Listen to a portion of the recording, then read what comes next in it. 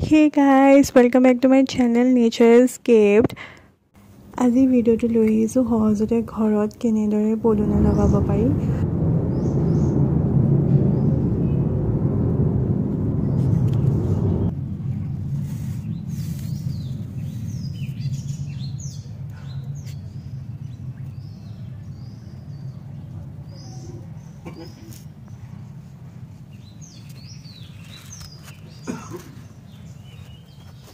দৰাচলতে পদুনা দুই প্ৰকাৰৰ পোৱা যায়। এটা হ'ল আপোনাৰ স্পেয়াৰমিণ্ট আৰু এটা হ'ল পেপাৰমিণ্ট। এটা সৰু সৰু পাত থকা এনে ধৰণৰ পদুনা আপোনালোকে পাচলি বেপাৰীবিলাকৰ ওচৰত সহজতে পাই যাব। এই পদুনাক স্পেয়াৰমিণ্ট বুলি কোৱা হয়। আনহাতে পদুনাৰ পাতখিনি অকণমান দীঘলীয়া হৈ সেই পদুনাক পেপাৰমিণ্ট বুলি জনা যায়।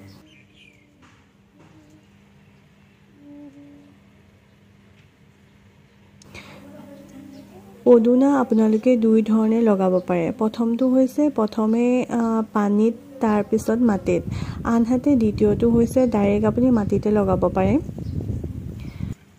গৰমৰ দিনত ডাইৰেক্ট যদি আপুনি মাটিত লগাই পদুনাজোপা তেতিয়া আপোনাৰ চান্স খুব কম থাকে যে বাচি থাকিব। সেইকাৰণে প্ৰথম পানীত কিছুদিনলৈ থৈ তাৰ শিপা যেতিয়া ওলোৱা যেন দেখিব, এতিয়া আপোনাক মই দেখাইছোঁ চাওক, মোৰ গিলাচত মই আপোনাক কেইদিনমান কাটিং লগাই থৈছিলোঁ আৰু সেই কাটিঙৰ পৰা আপোনাৰ শিপা ওলাইছে। সেই শিপা ওলোৱাৰ পাছত যদি আপুনি পানীৰ পৰা উলিয়াই সেমেকা আৰু সফ্ট মাটিত যদি আপুনি লগাই দিয়ে তেতিয়াহ'লে পদুনাজোপা বহুত দিনলৈ সজীৱ হৈ থাকিব। তেনেকৈ আপুনি বহু বছৰ ধৰি পদুনাজোপা সজীৱ কৰি ৰাখিব পাৰিব। পানীৰ পৰা উলিয়াই মাটিত ৰুলে মনত ৰাখিব, মাটিখিনি সফ্ট আৰু অকণমান সেমেকি থকা যেন হ'লে বেছি ভাল হয়। এই মাটিখিনি তৈয়াৰ কৰিবৰ বাবে 60% গাৰ্ডেন চইল, 30% কম্প'ষ্ট মানে গোবৰ খাদ মিলোৱা, আপুনি তাত কোকোপিটো ল'ব পাৰে, আৰু 10% হ'ল কনষ্ট্ৰাকশ্যন চেণ্ট, যিটো আপোনাৰ বালি হয়, সেইটো আপুনি গোটেইখিনি মিক্স কৰি পেলাই এই সংমিশ্ৰণটো বনাই ল'ব। মই এইটো বনাই থোৱা আছিলে কাৰণে টাবত মই ভৰাই ল'লোঁ।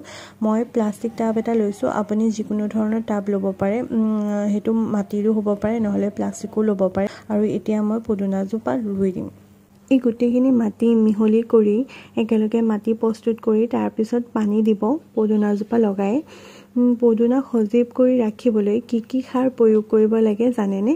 দৰাচলতে পদুনাক বেছিকৈ সাৰ প্ৰয়োজন নহয়, তথাপিও 2-3 মাহৰ মূৰে মূৰে শাক পাচলি বাকলি ইত্যাদিসমূহ কম্প'ষ্ট বনাই পানী কেইদিনমান তিয়াই থ'লে সেই পানীখিনি যদি আপুনি পদুনাৰ গুৰিয়ে দি দিয়ে তেতিয়া পদুনাজোপা আপোনাৰ সজীৱ হৈ থাকিব।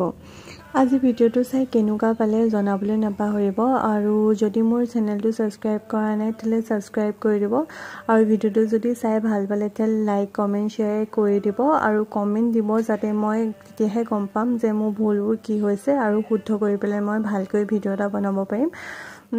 কিপ ৱাচিং my video' and thank you so' much.